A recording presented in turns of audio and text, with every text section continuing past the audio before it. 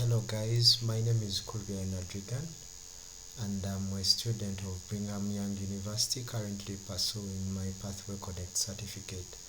So you're most welcome to this channel, and today we are going to be delving into a very important bit of Pathway Connect.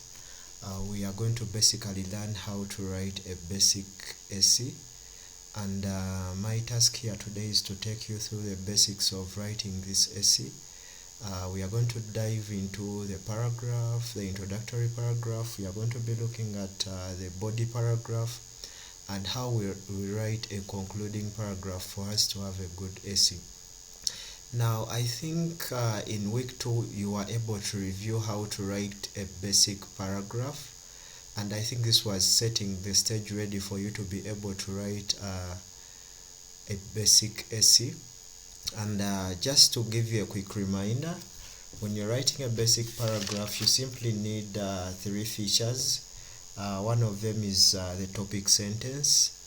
The topic sentence should have a single controlling idea. For example, if our topic is discussing one learning strategy you think that can help you succeed in Pathway Connect, you could tell us that teaching to learn is a crucial learning strategy that will help me succeed in my Pathway Connect studies, and then you give us something to support the controlling idea, whereby you can say, because it will enable me understand the concepts better and also be able to learn from my fellows as I discuss and grasp the concepts better.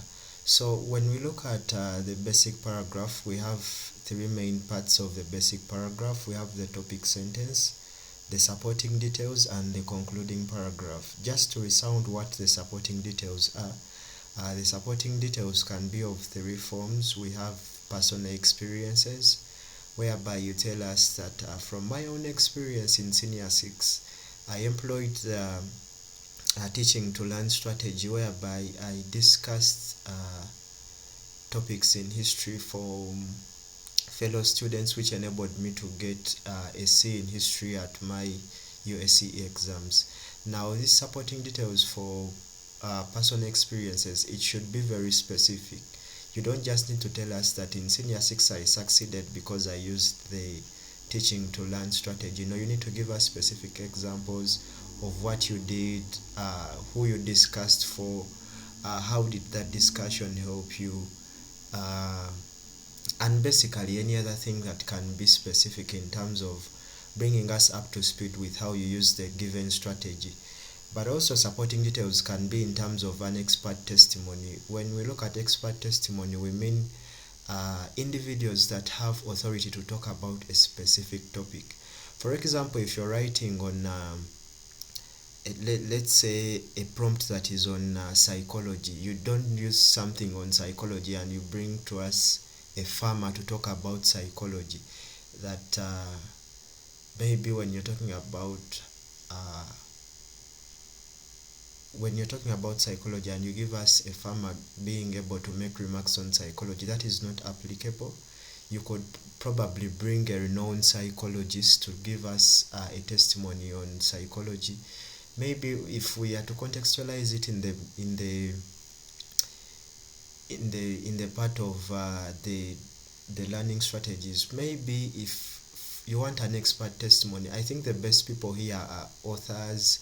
We could have professors, we could have e-learning experts, and of course we could have teachers.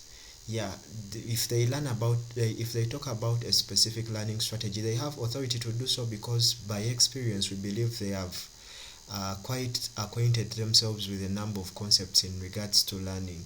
So the expert testimony must come from people that have authority to speak about a certain topic. Yeah, for example, when you're giving a topic on leadership, give us one of the world leaders that are renowned and what their testimonies were in regards to that particular topic. For example, if we were to talk about community service, and let's use an example of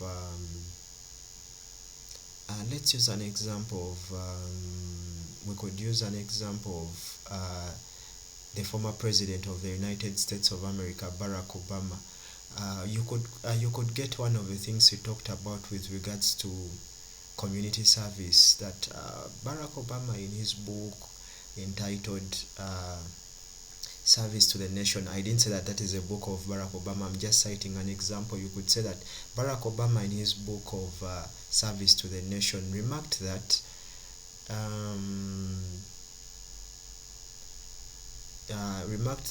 a service to the nation is not only a reward to people in the community, but also a reward to a person to fulfill their own goals. So when you bring out this, you're giving us an expert testimony with regards to service to the public. But then let's use in the line of the strategy of teaching to learn. You could say that let me put my example of me being let me say I'm one author somewhere, or a university lecturer. You could say that Dr. Regan, a lecturer at Makerere University, remarked that teaching to learn is the best strategy for learners to excel at the university. Then also, when you give this, you're able to explain further why Regan said so. Maybe you could tell us that in his words, he went further ahead to say, and things of the sort. So basically, I just wanted to show you the supporting details. Besides the expert testimonies, we can use statistics. Yeah, statistics from research. It could be statistics from a given credible source. Of course, besides the statistics, we can use quotes. But besides the statistics as well, we can use facts. Facts are one of the supporting details we can use, but I know most of you here are well acquainted with the supporting detail of personal experiences, because it is literally the easiest. However, for the basic paragraph, you might have been able to put it in mind that we need two supporting details, something we are going to deviate from in the basic essay, because for the basic essay, each paragraph should have just one supporting detail. So for the basic paragraph, we needed two supporting details. You could either give us a personal experience and also give us a testimony from one expert, or you give us a fact. But then now we are going to be using one supporting detail. Then of course we looked at the concluding paragraph.